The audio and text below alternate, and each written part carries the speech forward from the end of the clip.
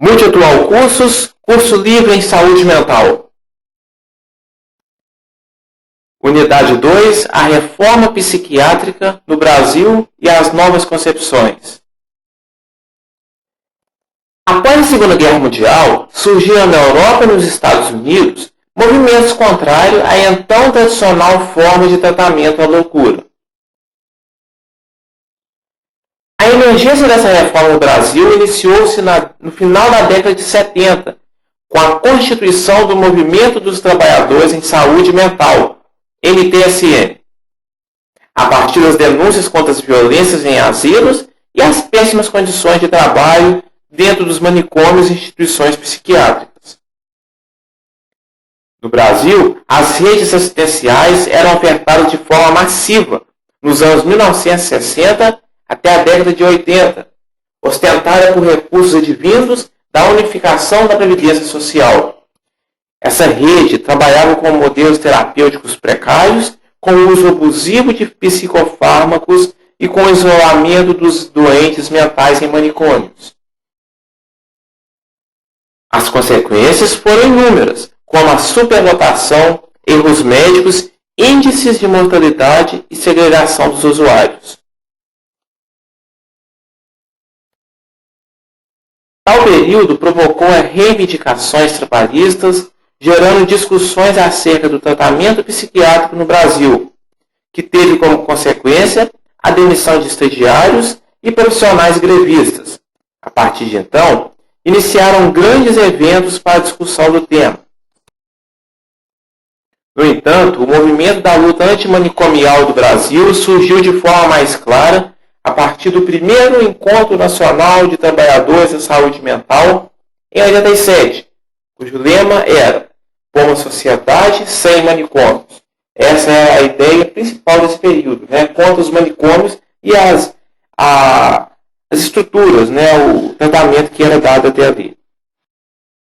No Brasil, aos poucos as propostas da reforma chegavam nos âmbitos governamentais, gerando o documento Diretrizes para a Área da Saúde Mental, redigido pelo Ministério da Saúde, na década de 80, defendendo o tratamento extra-hospitalar, a limitação do período de internação, a reintegração familiar e a promoção de pesquisas epidemiológicas no campo da saúde mental.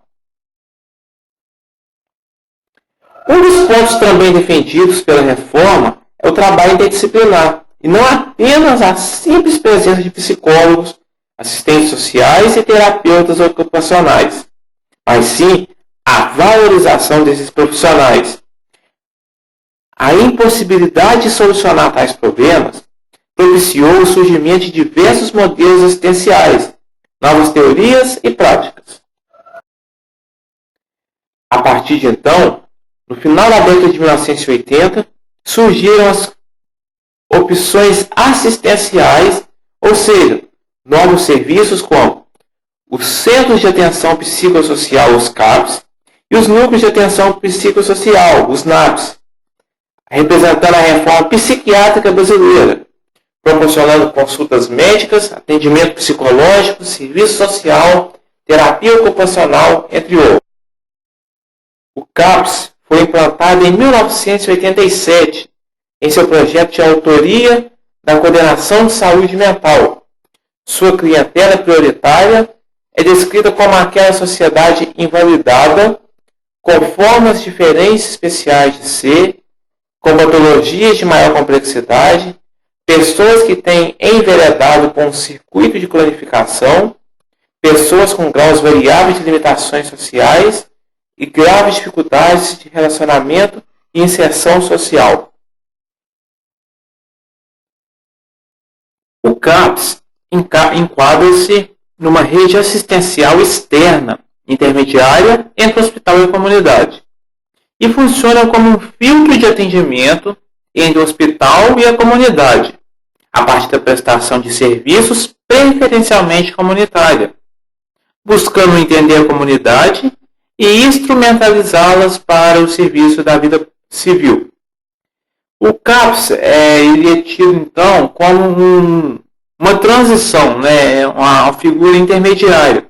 Ele não é um hospital e não é um asilo, assim vamos dizer, né? Não é um manicômio, como a palavra. Então o cárcere tem essa função social, né, de trazer o doente mental com problema psicológico, integrando ele para a sociedade, auxiliando, né? Ele é aquela parte amiga dos doentes mentais.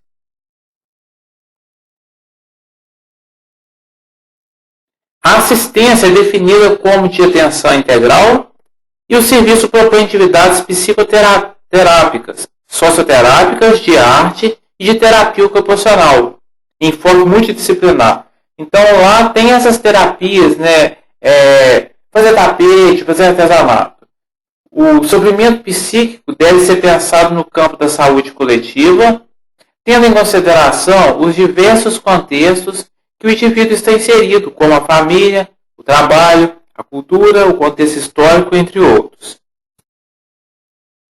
O serviço busca um cuidado, juntamente com um atendimento personalizado, um tratamento de intensidade máxima, gerando reflexões dos serviços e sistematização de informações e experiências.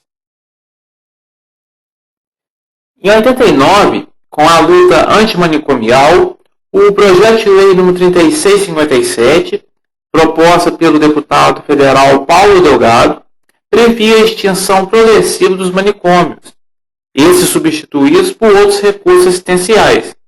Tal projeto reproduziu a lei italiana de 78, que objetivou o fim dos manicômios, entendidos como metáfora a todas as práticas de discriminação e segregação daqueles que vêm a ser identificados como doentes mentais. A partir dessas problemáticas e das diversas críticas à psiquiatria, em 2001 foi aprovada a Lei nº 10.216, conhecida como a Lei Nacional da Reforma Psiquiátrica, proporcionando mudanças aos pacientes psiquiátricos, tanto no que diz respeito ao tratamento quanto às concepções e as visões de loucura para a sociedade. Assim, a loucura saiu das instituições manicomiais e foi para as ruas, trazendo novos questionamentos, discussões e novas percepções sobre os sujeitos ditos loucos, que passam a ser reconhecidos como sujeitos de direito. Então, deixou-se de ser a exclusão social do louco, foi deixada de lado, e sim a inclusão, né, dando direito para não tirando esse loucos, entre aspas, como estão vendo, mas agora o doente mental. No entanto, apesar dos avanços baseados em leis, não houve uma solução imediata da problemática dos manicômios e da reforma psiquiátrica, dificuldades que permeiam até a atualidade. A problemática da reforma psiquiátrica encontra-se além das legislações, está nas concepções e representações sociais, tais como ressignificações de novas subjetividades e transformações sociais no que diz respeito à loucura. O ano de 2001 foi indicado como o ano de luta por saúde mental e pelos doentes mentais no Brasil, proporcionando novas iniciativas e reorientações, principalmente discursivas, que a opção por referir-se aos doentes mentais como pessoas com problemas mentais ou com portadores de transtornos mentais expressa já uma atitude crítica diante da terminologia médico-psiquiátrica. Surge, então, a necessidade de preservar o sujeito do preconceito relacionado ao enlouquecimento. Apesar do histórico da luta da reforma psiquiátrica e das conquistas de implementações de leis e propostas dos âmbitos governamentais, a reforma ainda é uma problemática atual. Anteriormente, os doentes mentais eram vistos como usuários do serviço de saúde mental, ou seja, pacientes que eram objetos para técnicas terapêuticas e enquadrados como loucos.